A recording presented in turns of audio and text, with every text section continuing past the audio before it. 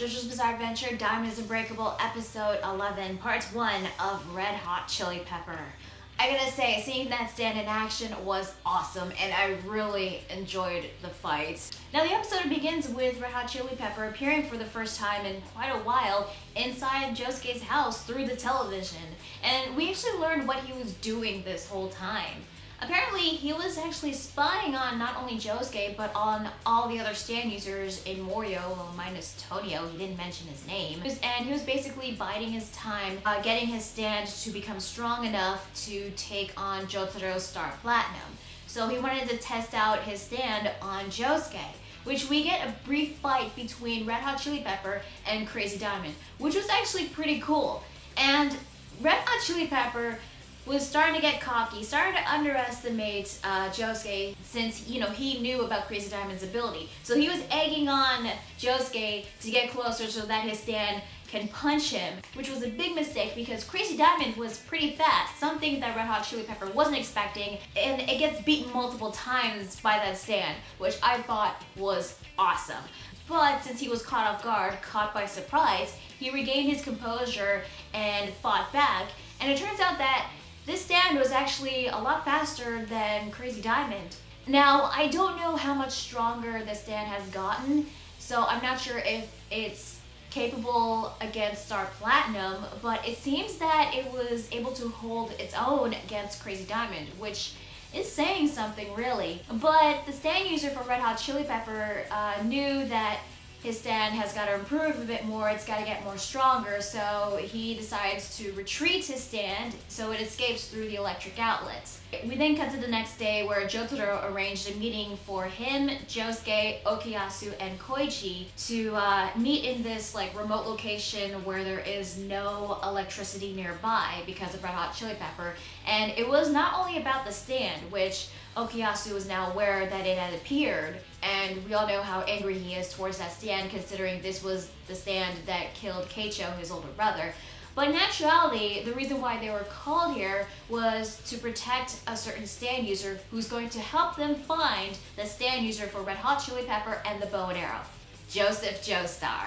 Yes, Josuke is gonna meet his biological father, which again, imagine how awkward that is going to be, considering how old Joseph is now. He's 79 years old, and we even get a description on how old he really is. I mean, he has dentures, he has cataracts, he's starting to forget things, etc., etc. So, yeah, that's old age for you, but again, it can't be helped, considering that he's 79 years old, So, yeah, don't expect Joseph Joestar to do any fighting, but maybe he will participate in some way, shape, and form. I'm just hoping that he'll at least use Hermit Purple at least once or twice, in some way, because it's been a while since we saw Joseph and Hermit Purple. Unfortunately, it turns out that Red Hot Chili Pepper was spying on them and hearing their conversation this whole time through Okuyasu's motorcycle using the electric battery. And now that he was aware that there was going to be a stand user that was going to find him, he plans to go to the port, kill Joseph so that he wouldn't be found. But before Red Hot Chili Pepper makes an escape, Okuyasu steps in. It's his chance to shine. I really liked how he used the hand's space scraping ability to instantly teleport from one place to another, and he would use that multiple times to get closer to the motorcycle to get to Red Hot Chili Pepper.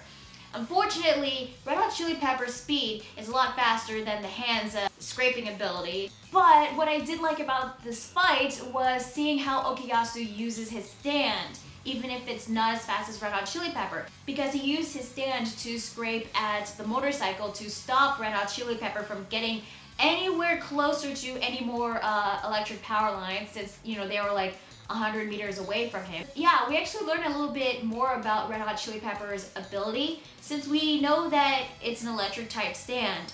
Its strength relies on electricity, and because it was using the electricity from the motorcycle's battery, his strength was limited. So if he lost that electricity, his stand would get weaker to the point where it couldn't fight back, which is actually what happened in this episode. But before I get to that, there was actually this moment between Red Hot Chili Pepper and Okuyasu. Red Hot Chili Pepper asked if Okuyasu was out for revenge, to avenge his brother.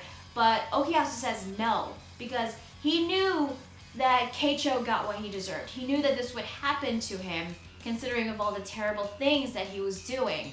And yet, despite that, despite saying that in a calm way, he was still angry either way. So even though he knew that Keicho got what he kind of deserved, he was still angry that it happened to his brother, and he wanted Red Hot Chili Pepper to pay either way. Right at mid-scrape from the hand, Red Hot Chili Pepper punches the stand and then just appears like right behind him. But using that, mid-scrape, even though he missed, Okuyasu still used that opportunity to like teleport like right above Red Hot Chili Pepper, which was actually something I wasn't expecting. And again, kudos to Okuyasu, because I like the way he was using the stand in this fight, The hand then kicks Red Hot Chili Pepper in the head and then continuously stomps him on the ground, on the head multiple times, which, holy crap, again, really cool. And then the hand tried to like scrape at Red Hot Chili Pepper, but it kept like rolling away. So the stand was like worn out. It was getting weaker, and apparently if Red Hot Chili Pepper gets weaker, it turns brown. It seems that Okuyasu has won. All he had to do was just like wait until Jotaro, Josuke, and Koichi arrived so that they can like interrogate him on where the stand user is and where the bow and arrow is. Unfortunately for Okuyasu, Red Hot Chili Pepper, its stand user, was actually quite the manipulator, actually quite the trickster, because he knew which buttons to press to like trick Okuyasu, to like mess with him, to like get him angry, because he got Okuyasu thinking that Red Hot Chili Pepper was weak. But then he says that, what if I'm pretending that I'm weak? That way I can get closer to Jotaro and then kill him. And that got Okuyasu seriously thinking. He was like, oh man, is he really weakened? Or is he just pretending so that he can try to get to me and Mr. Jotaro? He wasn't sure, like, if this was a trick or if Red Hot Chili Pepper was really weak. It was clearly obvious it was a trick, so that Red Hot Chili Pepper could get him to attack him for some reason. Unfortunately, he chose the wrong decision, because, again, he gave into his rage and used his stand to swipe at Red Hot Chili Pepper, actually scraping him in half, which I thought, did they kill him? Did they kill the stand user? But then I remembered, like, since, the stand was controlled remotely, I wonder if, like, the damage on the stand won't apply to the stand user, which, again, I'm not so sure, considering we haven't even seen the stand user.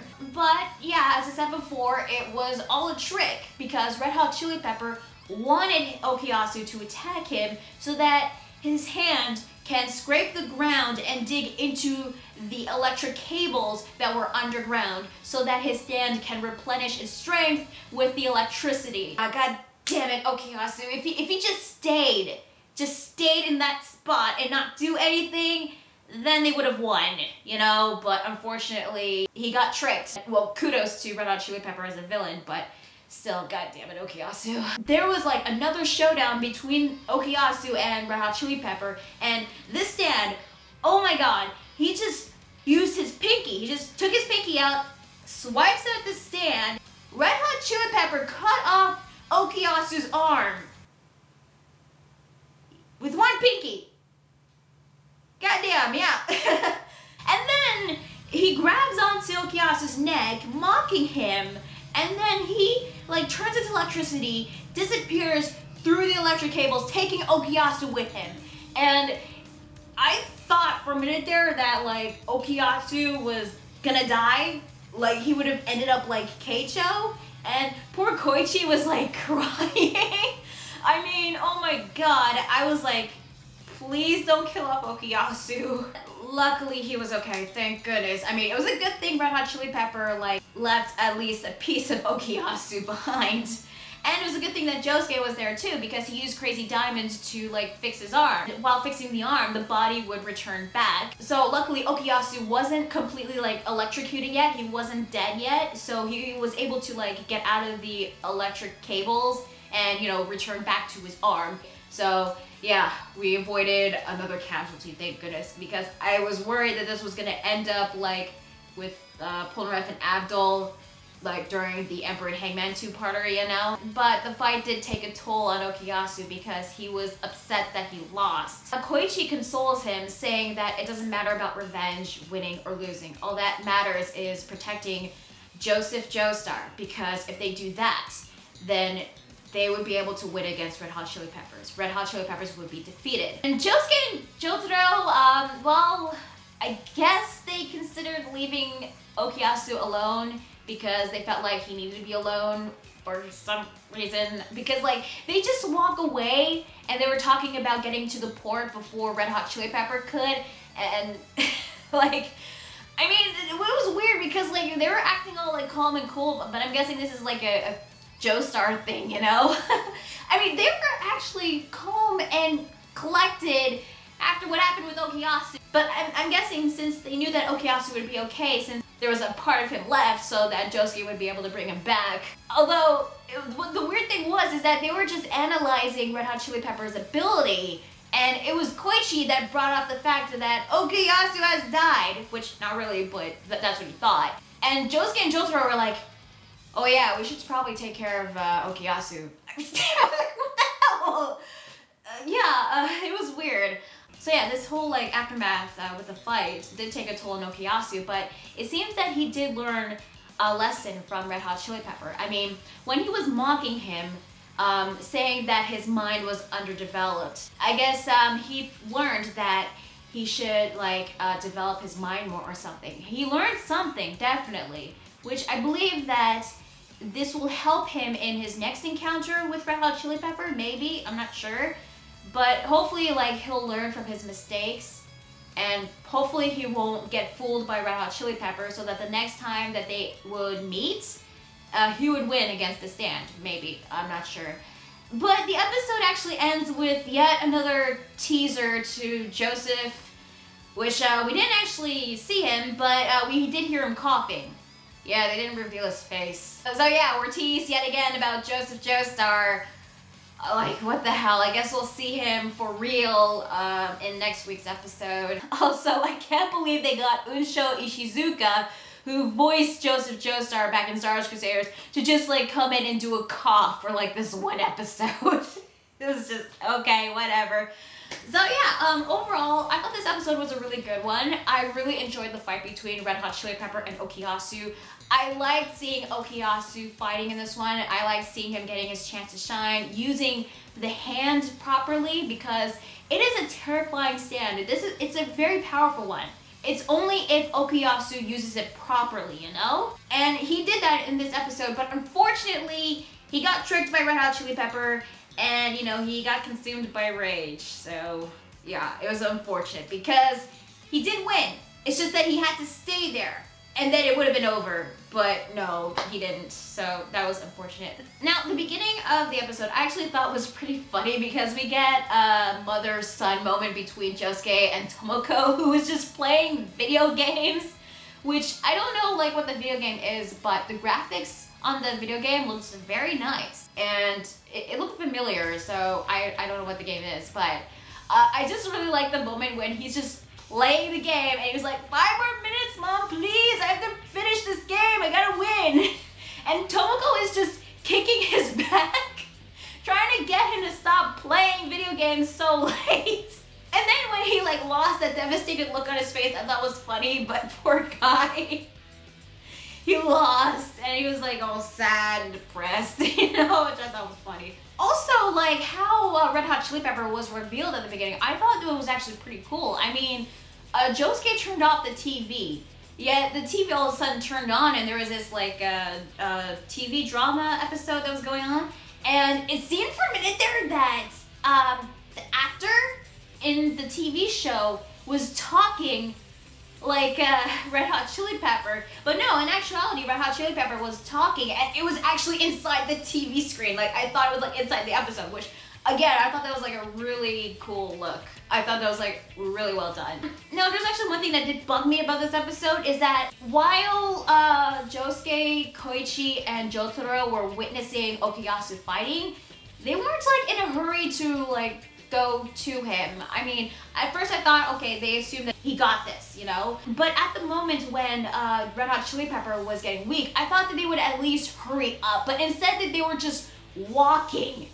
Even when Jotaro noticed that like something was off, he was walking, and I'm like, can you guys just fucking run? Hurry up! I mean, like, how far are you guys?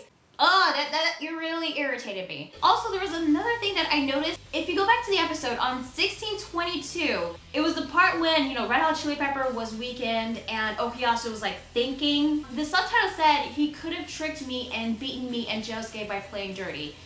But I listened to that scene many times and I did not hear the name Josuke. I heard Jotaro-san. So Crunchyroll made an error on the subtitles right there. So yeah, Crunchyroll's been slipping now. And speaking of slipping, in terms of like the animation and artwork, I mean, it was good for like the most important parts, but I noticed that in like some parts of this episode, not only that, but in the previous episodes, the quality seems a bit off. Like it seemed like a bit down, you know, but the quality when it came to like parts that mattered were actually very well done. But I'm assuming maybe David's production were just saving their budget for like the more important fights that's gonna happen later on. That, or we'll probably have to wait for the Blu-rays to touch up those like little details, you know. But at least it was good during the fight between Okuyasu and Red Hot Chili Pepper. I really like seeing the hand in action, especially when it was like teleporting Okuyasu from one place to another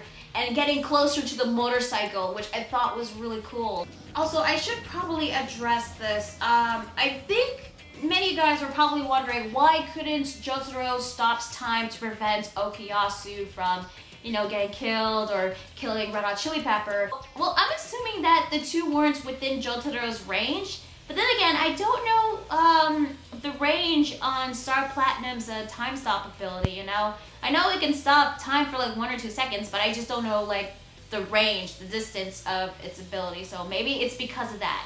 If it's not because of that, then yeah, Jotaro should have stopped time, you know? Now, music once again was very spot on. I'm really liking the themes on Okuyasu and on Red Hot Chili Pepper, and I especially liked the Josuke's theme playing during like their brief little fight, you know?